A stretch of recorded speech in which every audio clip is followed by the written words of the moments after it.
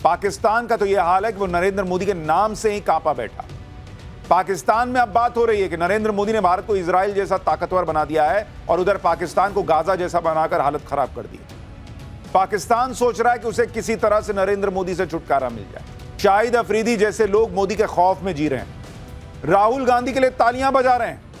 पाकिस्तान का तो यह हाल है कि वो नरेंद्र मोदी के नाम से ही कांपा बैठा है। पाकिस्तान में अब बात हो रही है कि नरेंद्र मोदी ने भारत को इजराइल जैसा ताकतवर बना दिया है और उधर पाकिस्तान को गाजा जैसा बनाकर हालत खराब कर दी है। पाकिस्तान सोच रहा है कि उसे किसी तरह से नरेंद्र मोदी से छुटकारा मिल जाए।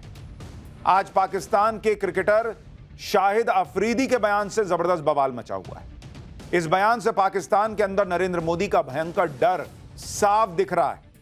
शाहिद अफरीदी जैसे लोग मोदी के खौफ में जी रहे हैं, राहुल गांधी के लिए तालियां बजा रहे हैं। नरेंद्र मोदी के लिए शाहिद अफरीदी ने कहा कि मोदी सरकार हिंदू मुसलमान का कार्ड खेलती है। शाहिद अफरीदी ने कहा कि इस इलाके में भारत अगला इजराइल बनने की कोशिश कर रहा है। शाहिद अफरीदी ने राहुल गांधी के लिए कहा कि वो बहुत सकारात्मक सोच वाले नेता हैं, वो बातचीत के जरिए दुनिया के साथ चलना चाहता है। यानी राहुल गांधी की भर भर के तारीफ कर रहा है शाहिद अफरीदी, वो आदमी जो खुद कट्टरपंथी है भाई, जो ऑपरेशन सिंदूर के बाद पाकिस्तान के जीत का नाटक कर रहा था, ढोंग कर रहा था सड़क पर निकलकर, जबकि दुनिया जानती थी कि वो पिटा है पाकिस्तान। वो आदमी राहुल गांधी की तारीफ करता है और नरेंद्र मोदी से खौफ खाए बैठा है कि भाई इंडिया तो वही पाकिस्तान का हाल कर रहा है जो इजराइल गाजा का कर रहा है। शाहिद अफरीदी के बयान का कुल निचोड़ यही है कि उसे नरेंद्र मोदी में पाकिस्तान का काल दिखता है और राहुल गांधी में एक पॉजिटिव नेता। नरेंद्र मोदी का भयंकर खौफ पाकिस्तान को इसलिए भी दिखता है क्योंकि ऑपरेशन सिंदूर को 4 महीने हो गए और अब तक पाकिस्तान उस मार को भूला नहीं। पाकिस्तान के आतंकी संगठन जैश ए मोहम्मद के कमांडर का नया कबूलनामा आ गया है। जैश के कमांडर ने वीडियो पे खुलासा किया है कि ऑपरेशन सिंदूर में मसूद अजहर के खून के आंसू निकल गए थे, उसके परिवार के चीथड़े उड़ गए थे। नरेंद्र मोदी पाकिस्तान के चीथड़े उड़ा रहे हैं। उनके एक और जन्मदिन के पहले लेकिन पाकिस्तान ने एक गिफ्ट भी दिया, उसके बारे में भी बताऊंगा। पाकिस्तान हालांकि मोदी को गाली ही देता है, कोसता है और राहुल गांधी के लिए ताली बजा रहा है। उसको लगता है कैसे मोदी बस हट जाए कुर्सी से। और ऐसा ही इंडी गठबंधन भारत में चाहता है कि नरेंद्र मोदी कब कुर्सी छोड़े। अब देखिए, नरेंद्र मोदी को ये लोग चुनाव में तो हरा नहीं पा रहे, लेकिन नरेंद्र मोदी के बर्थडे से पहले इंडी गठबंधन के नेता किस तरह की बातें कर रहे हैं। कोई कह रहा है कि नरेंद्र मोदी कल 75 साल के हो जाएंगे तो उम्मीद है वो इस्तीफा दे देंगे। कोई कह रहा है कि मोदी 75 साल के हो गए, अब तो जाना ही पड़ेगा। कोई कह रहा है कि मोदी के जन्मदिन को वो ब्लैक डे मानते हैं। नरेंद्र मोदी के लिए इंडी गठबंधन में कौन क्या कह रहा है? क्या मोदी कल इस्तीफा दे देंगे क्या, जो इंडी गठबंधन अरमान सजाए बैठा है? पाकिस्तान कैसे मोदी की मार से बचने के लिए तड़प रहा है, राहुल गांधी का नाम जप रहा है, ये सब आपको बताऊंगा, लेकिन पहले एक झलक देखिए।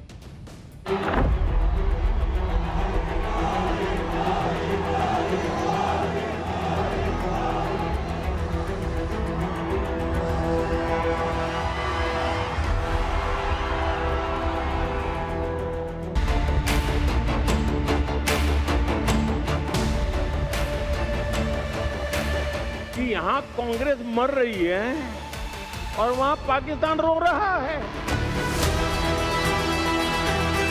उम्मीद है कि कल वो इस्तीफा दे देंगे। मोदी साहब 75 साल हो गए, अब तो आपको जाना पड़ेगा। प्रधानमंत्री साहब के जन्मदिन पे राहुल गांधी जी कोई हाइड्रोजन बॉम्ब इलेक्शन का वहाँ पे फोड़ने वाले हैं।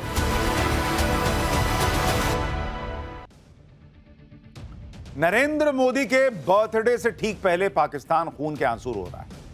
शाहिद अफरीदी जैसे पाकिस्तान के पूर्व क्रिकेटर, जो जहर से भरा हुआ व्यक्ति है शाहिद अफरीदी, वो नरेंद्र मोदी के खिलाफ जहर उगल रहा है और राहुल गांधी को हीरो बता रहा है। आप सुनिए शाहिद अफरीदी ने क्या कह दिया, जिसको लेकर हंगामा मचा हुआ है। फिर आपको बताएंगे कि अफरीदी के बयान पर यह बवाल मचा क्यों और इस बयान से खुद पाकिस्तान की कैसे फजीहत हो रही है। तो यहां कवि जो है, ये शाहिद अफरीदी कवि, यहां ये कहना चाह रहा है कि राहुल गांधी तो बातचीत करते हैं, मोदी सीधा लपड़िया देते हैं, मार देते हैं लपड़ पाकिस्तान को। इससे शाहिद अफरीदी जो है, उसकी बातों से आप समझ सकते हैं कि पाकिस्तान को ऑपरेशन सिंदूर में कितने लपड़ पड़े होंगे। और कह रहा है कि यहां हिंदू मुसलमान होता है, तुम हिंदू मुसलमान बताओगे भारत को, जहां हिंदुओं को मार मार के खत्म कर रहे हो तुम पाकिस्तान में, तुम बता रहे हो कि हिंदू मुसलमान क्या होता है। शाहिद आफरीदी जैसे लोग इसलिए बिलबिला रहे हैं क्योंकि एशिया कप के मैच में पाकिस्तान की तगड़ी बेइज्जती हो गई। पहले भारत ने मैच हराया, फिर हैंडशेक नहीं किया। इससे बौखलाए पाकिस्तान ने मैच रेफरी को हटाने को कहा तो वो भी बात नहीं मानी कि बक नहीं हटाते जाओ। बेइज्जती पर बेइज्जती होने के बाद पाकिस्तान अलबलाया हुआ है। इसी में शाहिद अफरीदी जैसे लोगों ने नरेंद्र मोदी के खिलाफ जहर उगलना शुरू किया और राहुल गांधी की तारीफ कर दी। लेकिन बड़ी बात यह है कि बातों बातों में नरेंद्र मोदी को लेकर पाकिस्तान का डर शाहिद अफरीदी की जुबान पर आ गया। शाहिद अफरीदी ने कहा कि भारत इजराइल बनने की कोशिश कर रहा है। अब शाहिद अफरीदी ने इजराइल का नाम क्यों लिया और भारत की तुलना इजराइल से करने का उसका क्या मतलब है, वो भी आपको बताता हूं। दरअसल इजराइल वो देश है जो चारों तरफ से दुश्मनों से घिरा हुआ है। भारत भी वो देश है जिसके चारों तरफ खतरा ही खतरा। एक तरफ चीन है, दूसरी तरफ पाकिस्तान, अब तो बांग्लादेश भी है कट्टरपंथियों के हाथ में। इजराइल वो देश है जो अकेला अपने दुश्मनों पर भारी पड़ता है। इजराइल वो देश है जिसके लिए कहा जाता है कि वो दुश्मनों को घर में घुस के मारता है। और नरेंद्र मोदी के राज में भारत भी वही कर रहा है, दुश्मनों को घर में घुस के ठोक देता है। इजराइल वो देश है जो एक साथ एक वक्त पर कई दुश्मनों से लड़ता है। नरेंद्र मोदी के राज में भी भारत चीन से सीधे भिड़ चुका है। ऑपरेशन सिंदूर में पाकिस्तान को तगड़ा जवाब दे चुका है, मोइजू को लाइन पे ला चुका है, बांग्लादेश को कड़ा मैसेज दे चुका है। यही वजह है कि अफरीदी को यह डर लग रहा है कि कहीं नरेंद्र मोदी पाकिस्तान का वो हाल ना कर दे जो इजराइल अपने दुश्मनों का करता है, जो हाल इजराइल ने गाजा का किया हुआ है। पूर्व क्रिकेटर शाहिद अफरीदी ने अपने बयान में नरेंद्र मोदी को यह कहकर टारगेट किया कि मोदी सरकार हिंदू मुसलमान करती है।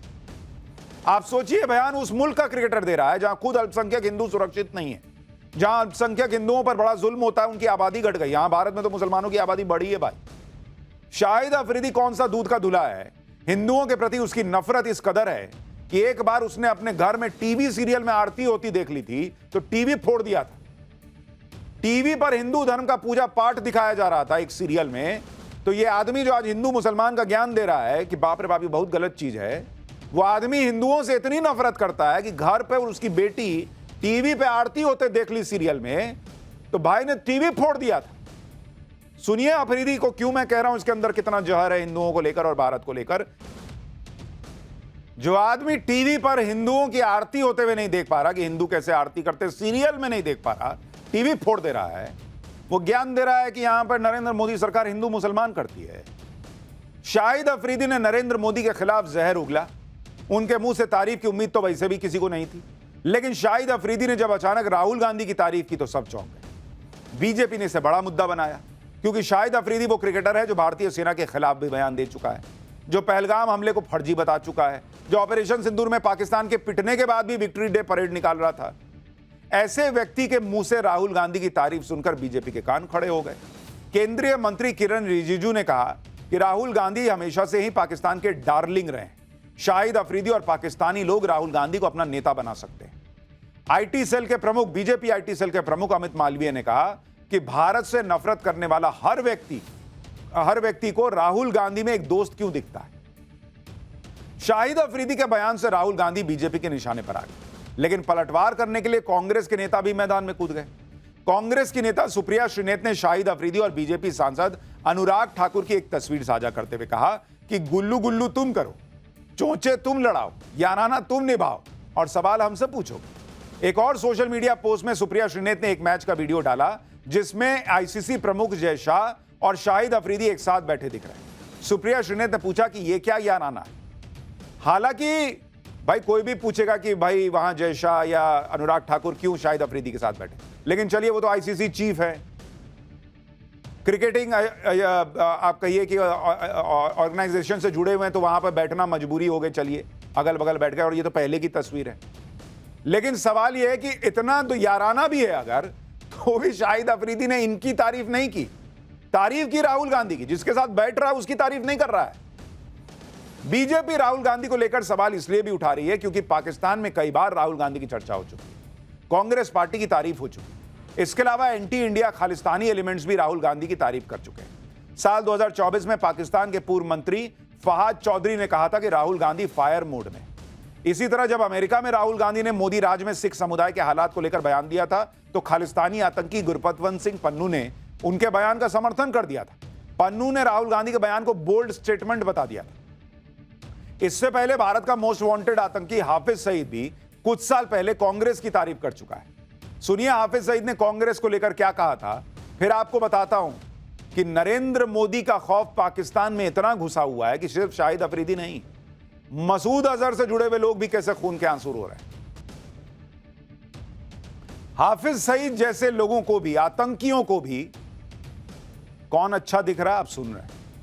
आप यह भी देखिए कि सिर्फ पाकिस्तान की सरकार या शाहिद अफरीदी जैसे क्रिकेटर ही नहीं, बल्कि पाकिस्तान के आतंकी भी नरेंद्र मोदी के खौफ में जी रहे हैं। वो अभी भी ऑपरेशन सिंदूर की मार से उबरे नहीं है। ऑपरेशन सिंदूर के 4 महीने बाद जैश ए मोहम्मद के टॉप कमांडर मसूद इलियास कश्मीरी ने यह कबूल किया है कि 7 मई को भारत के हमले में आतंकी मसूद अजहर के परिवार के टुकड़े टुकड़े हो गए थे। पहली बार कैमरे पर जैश के टॉप कमांडर का यह कबूलनामा सुनिए। जैश का कमांडर बता रहा है कि मसूद अजहर का परिवार टुकड़े टुकड़े हो गया। आप देखिए कि पाकिस्तान में नरेंद्र मोदी ने आतंकियों का क्या हाल करके छोड़ा है। जैश के आतंकी इतने डरे हुए हैं कि मंच पर 3-4 बंदूकधारी उसको घेर के खड़े हैं। ये देखिए भाई, आतंकी अपने देश में सिक्योरिटी लेके घूम रहा है। ऐसा लग रहा है जैसे पाकिस्तान में आतंकियों को अपनी जान का डर सता रहा है। ऐसा लग रहा है कि पाकिस्तानी सेना की सिक्योरिटी भी इन आतंकियों को कम लग रही है। शायद इसको लग रहा होगा कि कहीं कोई अज्ञात हमलावर ना आके गोली मार के चला जाए। बॉडीगार्ड हायर करके घूम रहा है भाई जैश का कमांडर। पाकिस्तान के आतंकी हों या पाकिस्तान के क्रिकेटर हों या पाकिस्तान के नेता हों, सब भारत के नरेंद्र मोदी के खौफ में जी रहे हैं। नरेंद्र मोदी का ऐसा डर इसलिए है कि जब मोदी पाकिस्तान को फोड़ते हैं तो अमेरिका भी नहीं बचा पाता। और यह बात राहुल गांधी को सुननी चाहिए। खुद पाकिस्तान यह बात कबूल कर रहा है कि नरेंद्र मोदी किसी के प्रेशर में नहीं आते। ऑपरेशन सिंदूर को लेकर खुद पाकिस्तान ने डोनाल्ड ट्रंप के सीज फायर वाले दावे को झूठा बता दिया। एक चैनल को दिए इंटरव्यू में पाकिस्तान के विदेश मंत्री इशाक डार ने कहा कि ऑपरेशन सिंदूर के दौरान युद्ध विराम का प्रस्ताव अमेरिका के माध्यम से आया था, लेकिन भारत सहमत नहीं हुआ।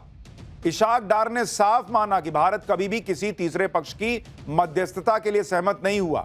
डार ने खुलासा किया कि जब पाकिस्तान ने अमेरिकी विदेश मंत्री मार्को रूबियो से डोनाल्ड ट्रंप के मध्यस्थता के बारे में पूछा तो रूबियो ने स्पष्ट कहा कि भारत हमेशा से कहता रहा है कि यह एक द्विपक्षीय मुद्दा है। पाकिस्तान के विदेश मंत्री ने कहा कि पाकिस्तान को तीसरे पक्ष की मध्यस्थता से कोई दिक्कत नहीं है, लेकिन भारत हमेशा से कहता रहा है कि यह द्विपक्षीय मामला है। यानी खुद पाकिस्तान मान रहा है कि ऑपरेशन सिंदूर के दौरान अमेरिका की तरफ से कोई मध्यस्थता नहीं हुई। इसका मतलब यह है कि डोनाल्ड ट्रंप का सीजफायर वाला दावा गलत था, जो हम बार बार कह रहे थे। देश के प्रधानमंत्री ने संसद में कहा, लेकिन राहुल गांधी नरेंद्र सरेंडर करते रहे, नरेंद्र सरेंडर बोलते रहे। अब शाहिद अफरीदी तारीफ नहीं करेगा तो क्या करेगा।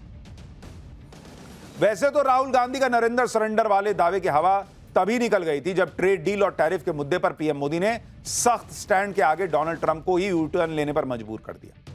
आप देखिए कि डोनाल्ड ट्रंप ने भारत पर 50% टैरिफ लगा दिया था, भारत से ट्रेड डील की बातचीत रोक दी थी, लेकिन आज की डेट में अमेरिका ने भारत से फिर से ट्रेड डील की बातचीत शुरू कर दी है। डोनाल्ड ट्रंप ने ट्रेड नेगोशिएटर ब्रेंडन लिंच को भारत भेजा है।